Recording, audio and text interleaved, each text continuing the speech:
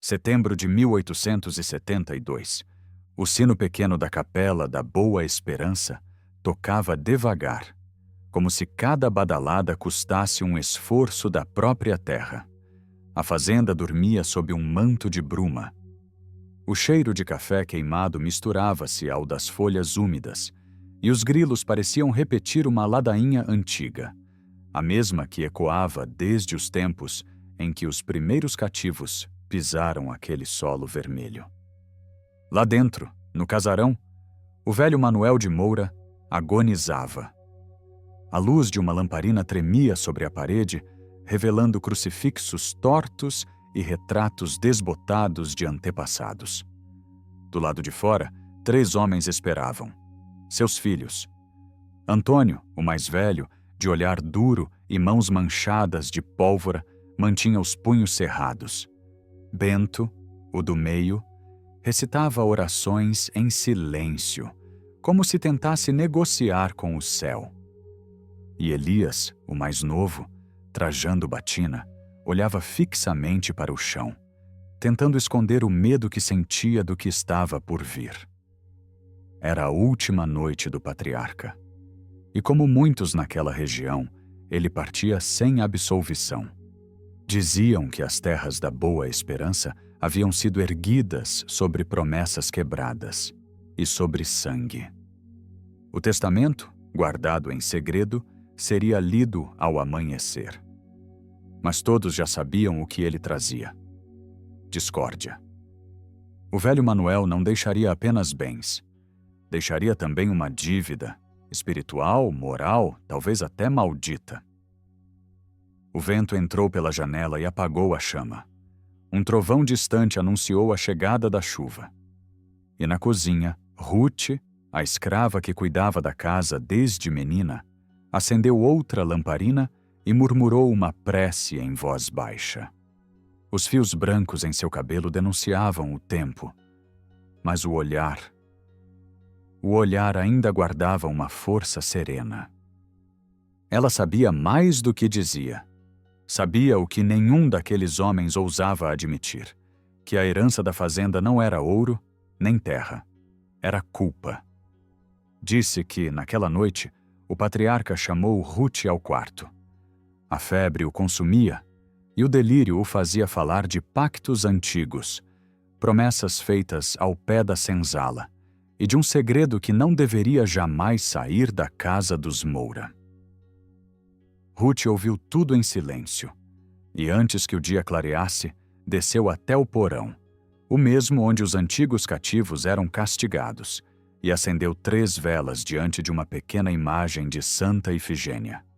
Pediu por misericórdia, pediu por justiça e pediu também para que a verdade, se viesse à luz, não destruísse todos. Mas já era tarde. O corpo do velho foi velado ali mesmo, no salão principal. Antônio organizou tudo com frieza. Bento, abatido, rezava. E Elias, o padre recém-formado, tentava esconder o tremor das mãos enquanto abençoava o caixão do próprio pai. Ruth manteve-se à distância, olhando de longe. Alguns diziam que ela chorava, outros que seus olhos brilhavam não de tristeza, mas de pressentimento. Ao entardecer, um advogado vindo de Ouro Preto chegou à fazenda. Carregava uma pasta de couro, um selo imperial e um olhar desconfiado. Reuniu os 3 irmãos na sala. Ruth serviu o café e ficou à porta, escutando. Foi então que ele leu, com voz grave, o testamento de Manuel de Moura.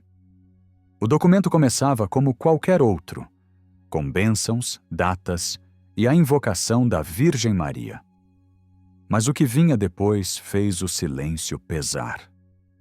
Parte das terras da Boa Esperança, as mais férteis, seriam entregues, por cláusula de alforria, a Ruth, a escrava da casa, como gratidão e reparo de culpas passadas.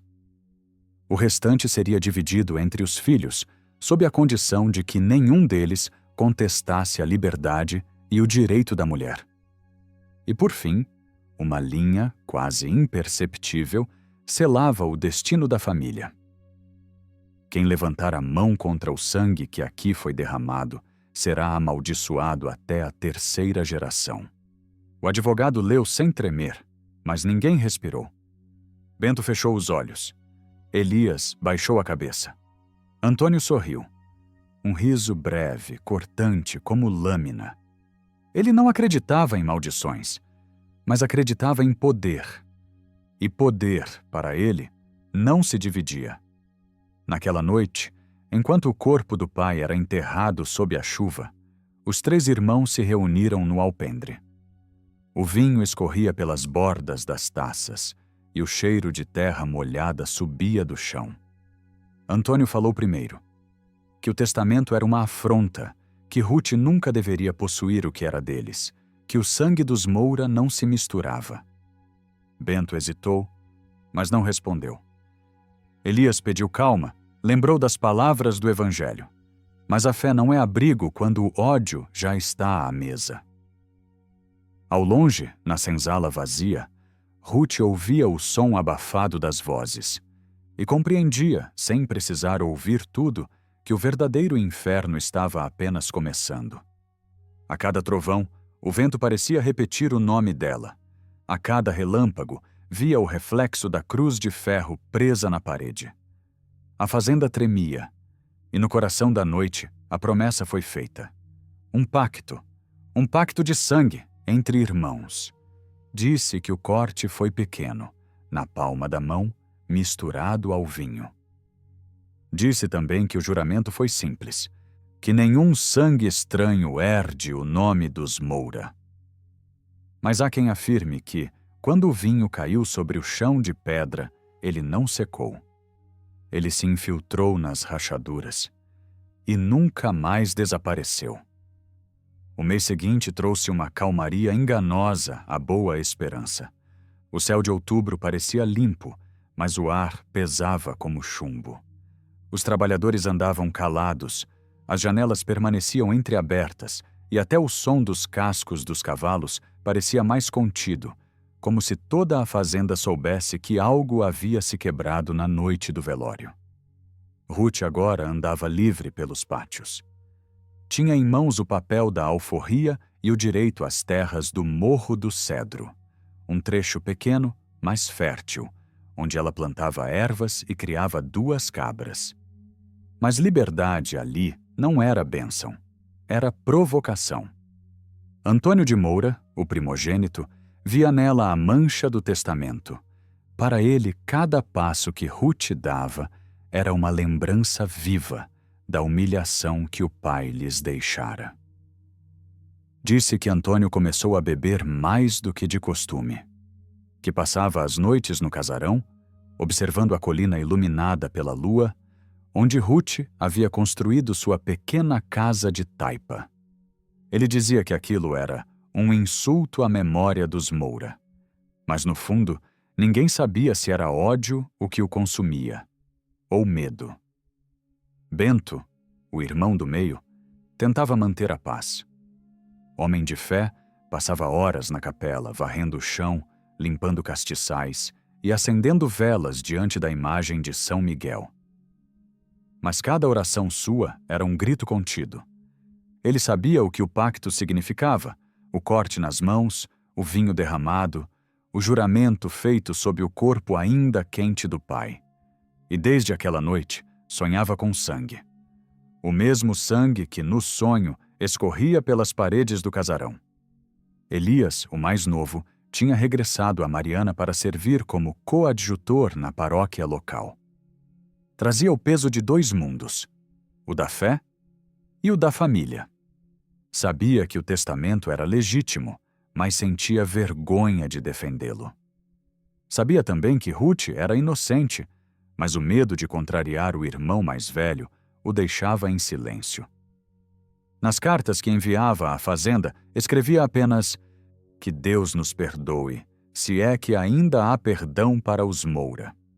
O tempo passou, mas a ferida não cicatrizou. Os cafezais começaram a definhar, os grãos apodreciam antes da colheita, e os empregados diziam ouvir vozes na noite. Vozes que vinham do porão, onde o velho Manuel de Moura havia sido velado. Alguns diziam que era o vento. Outros que era o próprio pacto cobrando o preço. Em 1873, um inspetor imperial passou pela região. Falava-se em toda a província sobre o avanço das ideias abolicionistas, sobre a nova lei do ventre livre e sobre fazendeiros que começavam a libertar seus cativos por medo de represálias. Mas na Boa Esperança, a palavra liberdade era maldita. Antônio expulsou o inspetor antes que ele cruzasse o portão principal. "Minha fazenda não é lugar para modas de gabinete", teria dito. E naquela noite, queimou na fogueira um panfleto que falava sobre o fim da escravidão. Enquanto isso, Ruth vivia em silêncio. Plantava, rezava, cuidava de feridos. As mulheres da região a procuravam para remédios, benzeduras e rezas antigas que ela dizia ter aprendido com a avó. Mas os homens evitavam cruzar seu caminho. Chamavam-na de feiticeira. Outros diziam que ela havia enfeitiçado o patriarca para ganhar as terras. Mas ninguém sabia, ou fingia não saber, que Ruth guardava o verdadeiro segredo do velho Manuel. Havia debaixo do assoalho de seu quarto uma pequena caixa de madeira envolta em tecido escuro. Dentro, um pedaço de papel amarelado, com palavras escritas pela mão trêmula do patriarca. Não era parte do testamento oficial, mas uma confissão. Nela, Manuel de Moura admitia ter cometido um crime imperdoável: ter vendido, décadas antes, o próprio filho bastardo, nascido de uma mulher escravizada, como se fosse mercadoria. E esse filho perdido, dizia o bilhete, teria o mesmo sangue dos Moura e o direito legítimo à herança. Ruth guardava aquilo como se fosse uma maldição, porque sabia que aquele filho era dela. Sim, Ruth não era apenas serva, era mãe de um homem que carregava o sangue dos Moura. Sangue misturado, escondido, negado. E se o segredo viesse à tona, nada restaria da família. Nem honra, nem nome, nem paz. Certa noite, Bento bateu à sua porta. Vinha trôpego, com os olhos marejados, implorando por perdão. Disse que o pecado do pai recaía sobre todos, que o testamento era apenas o espelho do que realmente eram, uma casa construída sobre o pecado e a mentira. Ruth ouviu em silêncio. Depois disse apenas: "O que foi feito com sangue, um dia será cobrado em sangue." No dia seguinte, Bento foi encontrado morto perto do rio. Ninguém soube dizer o que aconteceu. Alguns afirmaram que ele se atirou, outros que escorregou. Mas os mais antigos juravam que o rio, naquela manhã, corria escuro, como se estivesse tingido de vinho. A morte de Bento acendeu a fúria em Antônio. Acusou Ruth de enfeitiçar o irmão. Mandou que queimassem a casa dela. Mas quando os homens chegaram ao Morro do Cedro, ela já não estava lá. Na parede de barro, restava apenas uma marca feita a carvão, uma cruz invertida e, abaixo dela, 3 gotas secas, da cor de ferrugem. Elias voltou à fazenda para o enterro do irmão. Encontrou Antônio transtornado, suando, falando sozinho, dizendo que via vultos à noite e que ouvia o pai chamando do porão. Tentou levá-lo à igreja, mas foi expulso aos gritos. "Deus abandonou os Moura!" bradou Antônio, antes de bater a porta e trancar-se no quarto. Durante semanas, a fazenda mergulhou em silêncio. Os trabalhadores fugiram, os campos secaram e as paredes começaram a se cobrir de mofo. O casarão, que já fora símbolo de poder, cheirava agora a podridão e abandono. Elias rezava todos os dias, mas sentia que suas orações batiam no teto e voltavam. O pecado dos Moura, pensava, não tinha confissão possível. Até que, numa madrugada sem lua, ouviu passos no corredor.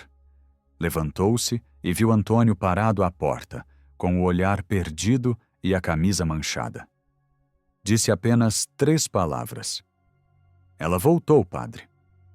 Elias não entendeu.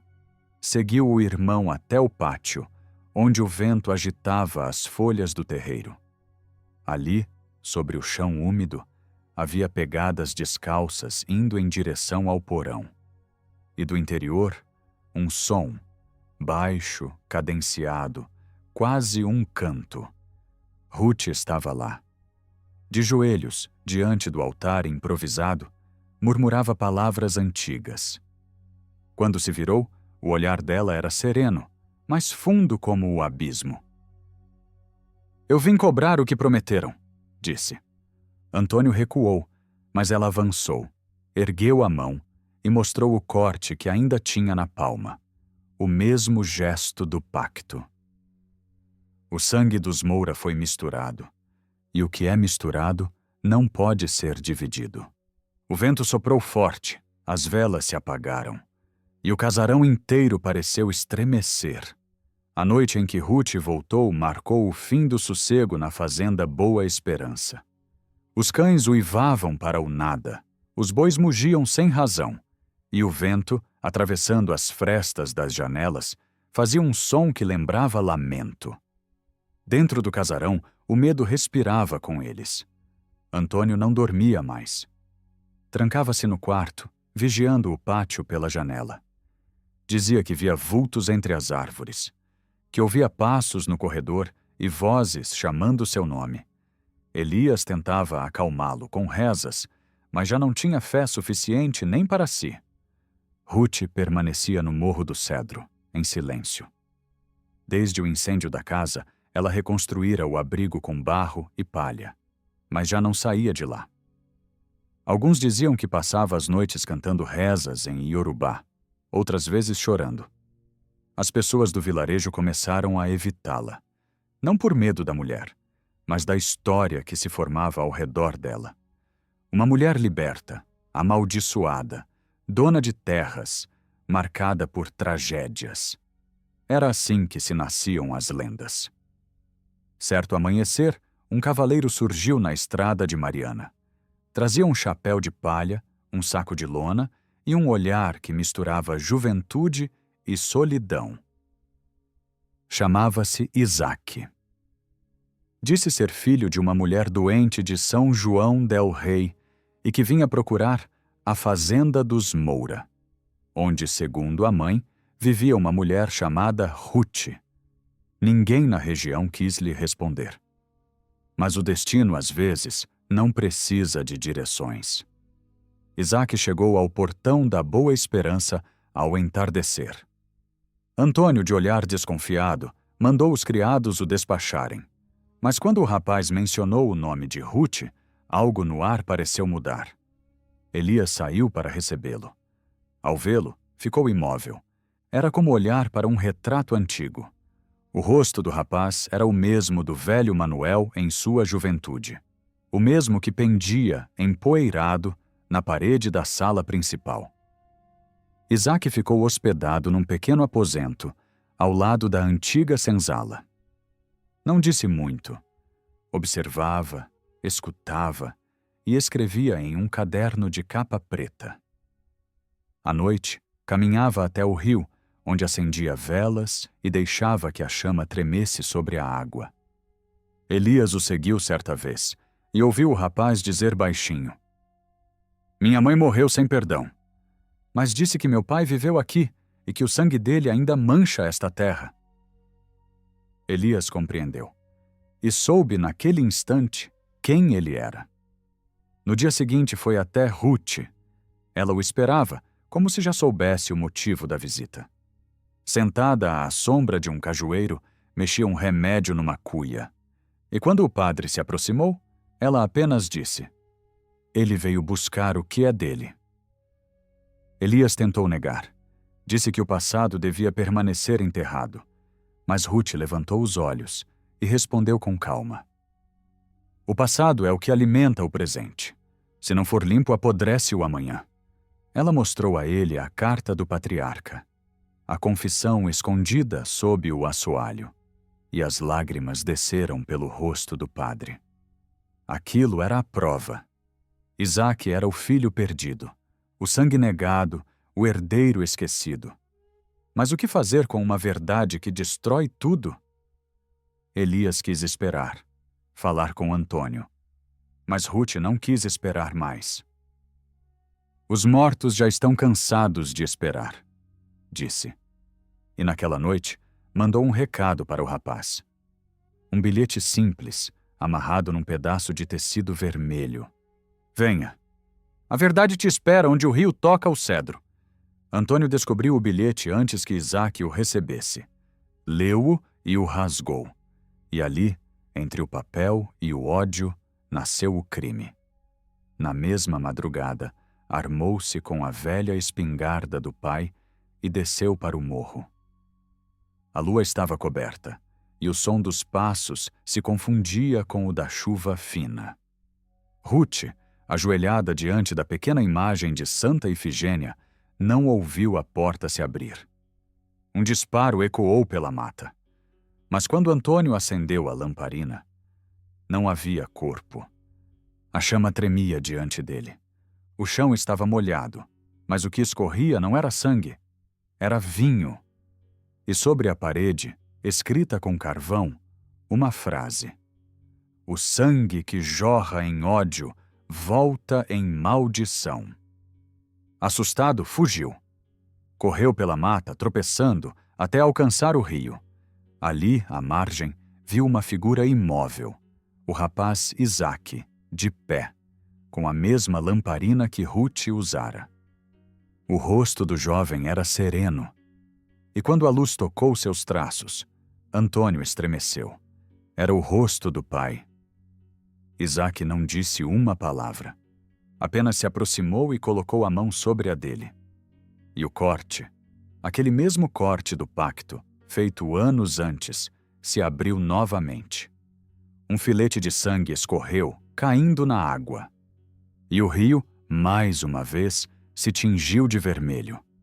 No casarão, Elias sentiu o chão estremecer. As paredes gemiam. O ar parecia quente, denso, vivo. Saiu correndo até o pátio e viu o fogo. As labaredas subiam pelas janelas, devorando as cortinas, os móveis, os retratos. O casarão da Boa Esperança ardia como uma oferenda ao próprio inferno. Isaque e Ruth não foram encontrados. Antônio também não.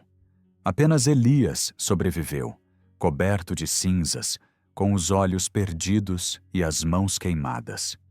Dizia que tentou salvá-los, mas ninguém acreditava. Foi visto pela última vez vagando pelas ruínas, rezando para o chão. Quando o fogo cessou, restou apenas o sino da capela, torto, pendendo sobre o ferro queimado. E no centro do salão, entre as cinzas, encontraram algo estranho. 3 taças de prata, dispostas lado a lado. Dentro de cada uma gota seca, da cor de ferrugem. Anos depois, o lugar foi abandonado. A mata cobriu o que restava, e os viajantes evitavam passar por ali ao cair da noite. Diziam que o vento carregava o som de vozes. 3, sempre 3, murmurando nomes que ninguém compreendia. Outros afirmavam que viam, à distância, uma mulher de branco caminhando sob a chuva, levando nas mãos uma lamparina acesa. O povo da região passou a chamar aquele lugar de Fazenda do Pacto. E quem se aventurava por ali dizia que o ar era pesado, como se a terra ainda guardasse o gosto do sangue. Mas os mais velhos, os poucos que ainda se lembravam do nome Moura, contavam outra versão. Diziam que Ruth não morreu, que fugiu com o filho, Isaque, para o norte, onde os quilombos se escondiam nas montanhas, e que lá, entre os livres, construiu uma nova Boa Esperança, feita não de culpa, mas de sobrevivência. Ninguém sabe ao certo. Mas há quem diga que, quando o sol se põe sobre as ruínas da fazenda original, o reflexo do fogo ainda dança nas janelas que já não existem. E o sino de vez em quando toca sozinho. Depois do incêndio da fazenda Boa Esperança, a terra ficou muda. O vento que antes soprava entre as lavouras agora gemia como um velho ferido. A chuva evitava cair ali, e o que era verde foi escurecendo, como se o chão tivesse bebido o sangue de todos os pecados. Aos poucos, os colonos abandonaram o lugar. Os escravizados libertos se dispersaram pelas vilas próximas. Alguns seguiram o rumor de que Ruth ainda vivia. Outros apenas queriam esquecer. Os cavalos morreram primeiro, depois os bois, e as ruínas começaram a ser engolidas pela vegetação. Um ciclo lento, silencioso, como uma ferida que não cicatriza. Diziam que, nas madrugadas sem lua, o fogo reaparecia, chamas azuis, pequenas, dançando sobre o chão calcinado, e que se alguém se aproximasse demais, ouvia o som de um copo sendo brindado. 3 vezes, o nome dos Moura virou maldição. Os herdeiros de ramos distantes tentaram vender as terras, mas nenhuma escritura se sustentava. Todo comprador morria ou enlouquecia antes da transferência. As autoridades da comarca de Mariana chegaram a declarar a fazenda como imprópria para cultivo, e o registro da família, aos poucos, foi se dissolvendo entre papéis de cartório e poeira de gaveta. Mas a história não morre quando a terra a segura. Ela apenas muda de forma. No ano de 1884, pouco antes da abolição definitiva, um engenheiro chamado Anselmo Correia de Sá foi enviado pelo governo provincial para mapear as antigas propriedades da região. Homem cético, racional, de fala dura, riu quando lhe contaram sobre o pacto e as vozes. Disse que fantasmas não existem, que só o descuido e a superstição matavam os homens. Ficou hospedado numa pequena casa ao pé do morro, onde antigamente ficava a senzala. Levava instrumentos, mapas e uma Bíblia herdada da mãe. À noite, escrevia relatórios meticulosos sobre o solo, a umidade e a topografia. Mas ao 3º dia, começou a escrever também sobre outra coisa: os ruídos. Primeiro, descreveu passos, depois o som de um sino, e por fim, uma frase, ouvida nitidamente ao cair da noite. Quem herda o sangue, herda o fardo. No 4º relatório, a caligrafia de Anselmo começou a se alterar. As linhas tortas, o traço trêmulo. Ele escreveu: sinto o cheiro do vinho queimada na terra. Os ventos falam nomes antigos. Algo nesta fazenda respira. No 5º dia, os moradores do vilarejo viram um clarão vindo da mata. Correram até lá e encontraram a casa de Anselmo vazia, os mapas queimados, a Bíblia aberta no livro de Jó. E sobre a mesa, um copo de prata com uma única gota escura. Ninguém mais se atreveu a subir o morro. O governo encerrou o levantamento, declarando a área como terreno improdutivo e amaldiçoado. E assim, Boa Esperança desapareceu dos registros oficiais. Décadas passaram. O império ruiu, a república nasceu. E o tempo, sempre impiedoso, transformou as memórias em rumores. Mas o sobrenome Moura continuou a assombrar documentos e confissões. Em 1912, um neto de um dos irmãos, Dr. Clemente Moura, advogado e deputado estadual, tentou restabelecer o título das terras. Homem moderno, educado na capital, escreveu ao jornal O País, afirmando que as histórias da fazenda não passam de superstição camponesa. Prometeu reconstruir Boa Esperança como símbolo da nova era republicana.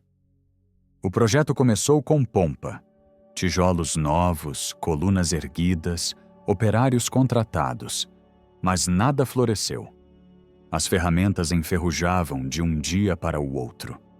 Os animais adoeciam, e o próprio Clemente, antes saudável, começou a definhar. Pesadelos, insônia, delírios. Dizia que via uma mulher à beira do rio, sempre a mesma, sempre calada. No 10º mês da obra, foi encontrado morto no quarto. A causa? Asfixia. Mas os criados juraram que havia um corte na palma da mão dele. Um risco fino, que ainda sangrava. A reconstrução foi abandonada e os trabalhadores fugiram sem olhar para trás. O tempo retomou o que era seu. As colunas ruíram e o mato cresceu por cima do novo alicerce. Mais uma vez, Boa Esperança foi engolida pelo silêncio. O nome, porém, não se apagou. Durante o século XX, a lenda da fazenda virou tema de cordéis, sermões e estudos de folclore. Na década de 1960, um professor da Universidade Federal de Ouro Preto, Eduardo Ferreira Braga, dedicou anos a investigar a Crônica dos Moura. Reuniu depoimentos, documentos e cartas. Descobriu que o último registro da família era o de uma mulher chamada Ruth Isaac Moura, nascida em 1874, registrada em um quilombo nos arredores de Viçosa. Uma mulher que, segundo as descrições, carregava uma cicatriz longa no braço e uma lamparina antiga que nunca se apagava. Braga escreveu: talvez a maldição não seja morte, mas lembrança. A terra exige memória, e quem a nega paga em dor. Ruth, talvez, foi a única a entender. Pouco tempo depois de publicar seu ensaio, o professor desapareceu em uma viagem de campo à região de Mariana. Seu carro foi encontrado próximo às ruínas de uma fazenda coberta por samambaias. No banco do passageiro, havia apenas uma caderneta. Na última página, uma frase escrita à mão. O sino ainda toca, mas agora ele chama pelo meu nome. A fazenda nunca mais foi habitada. Nos mapas atuais, o local aparece como uma mancha verde sem nome. Mas os viajantes que cruzam a estrada antiga dizem que, nas noites de tempestade, ainda se vê uma luz tremeluzindo entre os arbustos, como uma lamparina resistindo à escuridão. E que, se alguém parar para observar por tempo demais, ouvirá o som de 3 copos brindando. Alguns dizem que é o vento, outros que é a terra lembrando. Mas os que conhecem a história sabem o que é. O eco do pacto, repetindo-se geração após geração, até que alguém finalmente peça perdão. O tempo seguiu, e com ele, as memórias se diluíram como tinta na chuva. Mas certas histórias não morrem, apenas mudam de voz. A Fazenda Boa Esperança tornou-se lenda, mas também ferida. E como toda ferida mal fechada, continuou sangrando em silêncio. No início dos anos 2000, durante uma escavação arqueológica conduzida por pesquisadores da Universidade Federal de Viçosa, o nome Boa Esperança voltou a ser pronunciado em voz alta. O objetivo era apenas mapear antigas rotas de escravizados que fugiam para os quilombos da Zona da Mata. Mas no 4º dia, ao abrirem uma vala sob o que parecia ser um antigo alicerce de casa grande, os arqueólogos encontraram algo improvável. Um cofre de ferro, parcialmente derretido, selado com lacre de cera vermelha. Dentro dele estavam 3 objetos: um pedaço de vidro tingido de vinho seco, um pequeno crucifixo manchado e um testamento em papel quase ilegível. No alto do documento, as palavras Pacto dos Filhos de Moura, 1872. O texto estava corroído, mas parte dele pôde ser decifrada. Falava de um acordo entre os irmãos Antônio, Bento e Elias, um juramento selado sob o sangue dos vivos e o espírito da terra, e uma cláusula que dizia: a liberdade de Ruth será o preço e o fardo da nossa salvação. As páginas terminavam com assinaturas trêmulas e 3 impressões de dedo, marcadas em sangue seco, e um símbolo gravado com faca, um triângulo dentro de um círculo, um pacto de família. Ou talvez, como diziam os mais antigos, um aviso. Os jornais da época noticiaram o achado como curiosidade histórica. Mas nas cidades próximas, o medo voltou. Velhos rezavam, mulheres trancavam as janelas e muitos juravam que naquela mesma semana o sino antigo da capela desabada soou sozinho, 3 vezes, como sempre.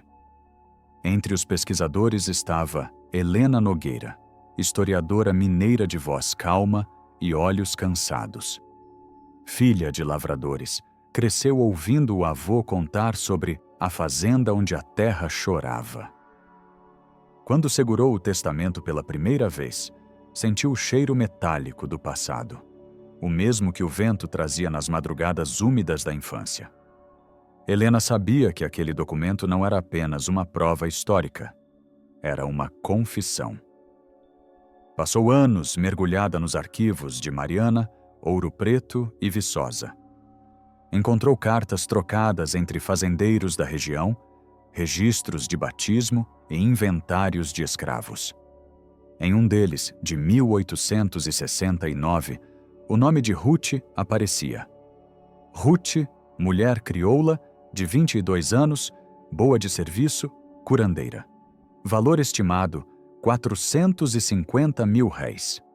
Mas havia uma observação estranha, escrita à margem. Proibido venda, em dívida de promessa.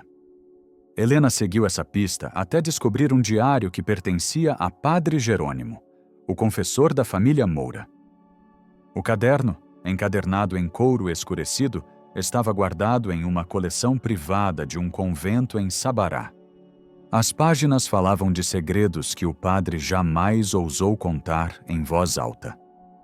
Lá, ele descrevia a noite em que os irmãos selaram o pacto. E também o verdadeiro motivo do incêndio. Segundo o diário, Ruth não havia morrido. Ela fugira, ajudada por Elias, o mais novo, o padre, que, consumido pela culpa, quis libertá-la antes que o pacto fosse consumado. Mas Antônio descobriu. E naquela noite, entre gritos e chamas, Elias foi ferido mortalmente. Antes de morrer, teria dito uma frase ao irmão: "O fogo purifica, mas a culpa arde para sempre." Ruth desapareceu no mato, levando consigo algo que os irmãos guardavam como tesouro, um anel com o selo da família Moura, símbolo do pacto. Padre Jerônimo escreveu em sua última página: "Vi Ruth partir com o anel, e compreendi. Deus a escolheu para carregar a lembrança. Porque o pecado dos Moura não era o fogo, era o esquecimento." Helena publicou essas descobertas num livro chamado O Pacto da Boa Esperança, lançado em 2011. O sucesso foi imediato, mas, junto com a fama, veio algo que ela não esperava. O mesmo silêncio pesado que parecia envolver cada pessoa que tocava na história dos Moura. Durante uma entrevista, ela confessou algo inquietante. "Às vezes, sinto que eles ainda me observam, que essa história não quer ser contada, que o pacto foi mais do que uma metáfora." Dias depois, Helena foi encontrada desacordada em seu escritório. Os médicos diagnosticaram exaustão e anemia, mas seus colegas contaram que, na mesa de trabalho, havia um copo de vidro, antigo, rachado, com uma única gota de vinho dentro. E ao lado, o testamento original, agora inexplicavelmente manchado de vermelho fresco. O caso se espalhou pela imprensa e pelas redes. Alguns disseram que era coincidência, outros que Helena enlouquecera. Mas entre os mais velhos, nos vilarejos próximos, o rumor reacendeu. Ruth voltou para cobrar o esquecimento. Nas noites que se seguiram, moradores afirmavam ver luzes distantes na encosta onde antes ficava a fazenda. E o som, aquele som antigo, de copos brindando, reapareceu. Grupos de curiosos começaram a visitar o local, fazendo gravações e tirando fotos. Alguns registraram vozes baixas, quase preces. Outros juraram ouvir uma frase murmurada no vento. 3 prometeram. 1 cumpriu. O resto é herança do medo. Hoje, a Fazenda Boa Esperança é uma ruína coberta por mato e silêncio. O chão é úmido, o ar pesado. Não há sinal de fogo, nem de vida. Mas quem anda por ali, se prestar atenção, percebe que o tempo parece mais lento, como se o passado ainda respirasse. E há um ponto, bem no centro do que foi a Casa Grande, onde nada cresce. Nem mato, nem musgo, nem flor.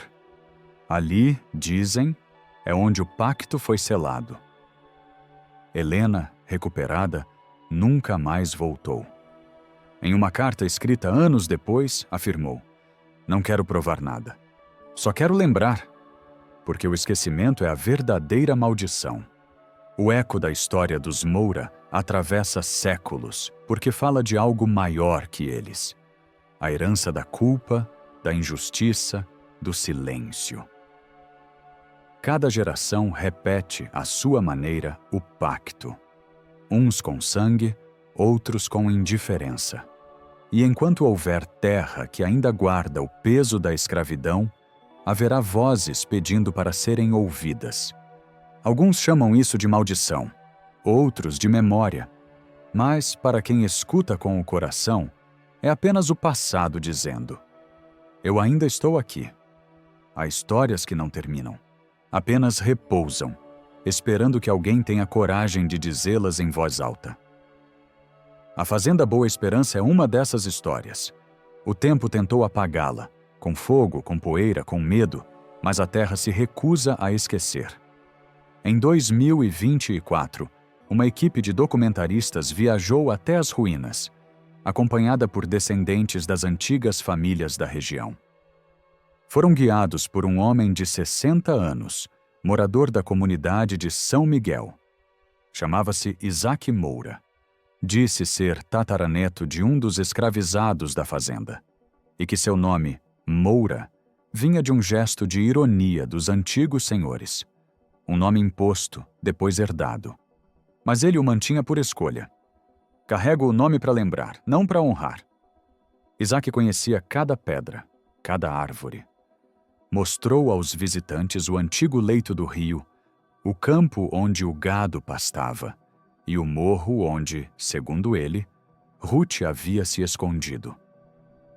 Lá, o vento sopra de modo diferente. Quente, pesado, quase humano.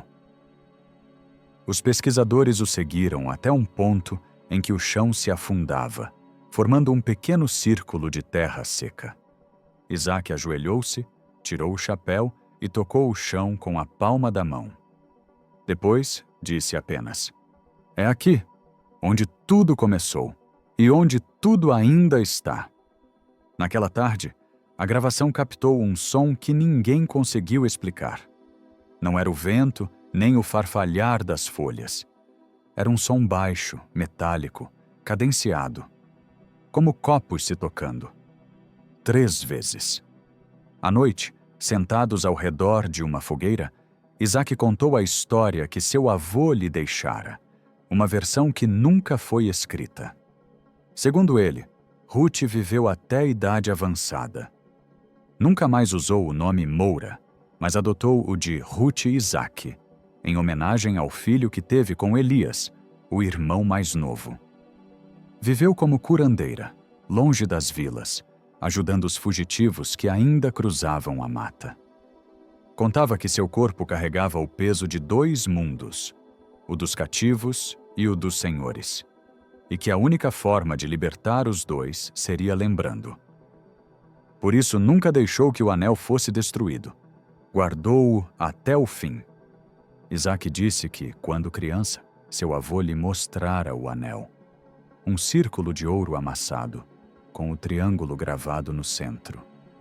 E que antes de morrer, o velho repetiu a frase que todos da família sabiam de cor. A maldição dos Moura não é o sangue, é o silêncio. A equipe registrou tudo e no dia seguinte partiu. Mas quando voltaram à cidade, perceberam algo estranho nas filmagens. Os microfones que haviam captado o som dos copos gravaram também um murmúrio quase imperceptível, escondido entre os ruídos da fogueira. Um sussurro que, quando amplificado, dizia: "Liberta o nome, conta o resto." Ninguém soube explicar. Mas naquela semana, Isaac reapareceu na cidade, trazendo consigo um embrulho de pano velho. Dentro dele havia o anel, o mesmo triângulo gravado, o mesmo círculo de ouro. Disse que o encontrara na beira do rio, entre pedras, após a visita. Entregou-o aos pesquisadores, mas antes deixou um aviso: "Não levem para longe. O que nasceu da terra quer voltar para a terra." O anel foi levado para o Museu de Mariana, onde permanece até hoje, guardado em uma caixa de vidro. Alguns visitantes dizem sentir um frio estranho ao se aproximar. Outros juram ouvir um som distante, como um sino de capela. 3 toques, sempre 3. Mas a história de Ruth não termina ali. Durante uma pesquisa em arquivos eclesiásticos, uma jovem historiadora, Marina Nascimento, encontrou uma carta escrita em 1915, assinada por uma mulher que se dizia Ruth Isaac Moura. A letra era firme, a tinta quase apagada, mas a mensagem clara: que minha lembrança não seja maldição, mas aviso. Que o nome Moura não carregue mais o peso da culpa, mas o dever da memória.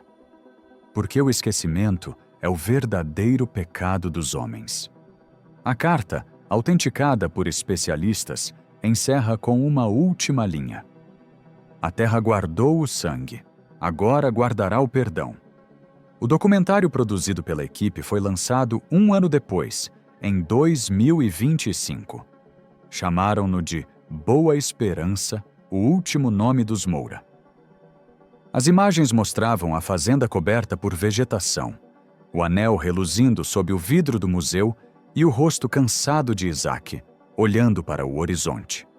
Ao fundo, a narração dizia: há séculos, os senhores e os cativos caminham sob o mesmo sol, mas com sombras diferentes. E quando uma terra é regada por lágrimas, o tempo não seca, apenas espera. Espera que alguém se lembre e conte. O filme terminou com silêncio. Nenhuma trilha, apenas o som do vento e, distante, 3 copos se tocando. Anos depois, a fazenda foi tombada como sítio histórico e memorial da escravidão. O nome Boa Esperança, antes sinônimo de ruína, tornou-se símbolo de lembrança. Placas foram colocadas, não para turistas, mas para o tempo. Em memória de Ruth e Isaac e de todos que tiveram a terra como cruz. Nas visitas guiadas, as crianças perguntam se a maldição acabou. E os guias, com voz calma, respondem: não há maldição quando há memória, o que havia era silêncio. E assim, a história retorna ao pó. Não como assombração, mas como testemunho. Porque o que começou como pacto de sangue, terminou como pacto de lembrança. Os irmãos desapareceram, os nomes se apagaram, os séculos passaram. Mas Ruth, a mulher que todos tentaram silenciar, permanece. Não eco do sino, no vento que passa entre as ruínas. E em cada olhar que se detém por um instante diante da dor do passado. Dizem que, em noites de lua minguante, quando o ar fica imóvel e o mato brilha sob o orvalho, é possível ouvir sua voz. Baixa, distante, mas firme, dizendo: a esperança não morre, só muda de nome. No fim, todos foram prisioneiros do mesmo silêncio. Mas dela, do ventre da memória, nasceu algo que nem o fogo pôde apagar. A verdade. E se o vento ainda traz o som de copos brindando, que seja brinde de redenção. Não mais de pacto, porque o que começou como maldição, hoje é lembrança. E lembrar é o ato mais profundo de libertação. Gratidão por cada segundo seu. Se sentir o peso e a beleza dessa história no coração, inscreva-se no canal.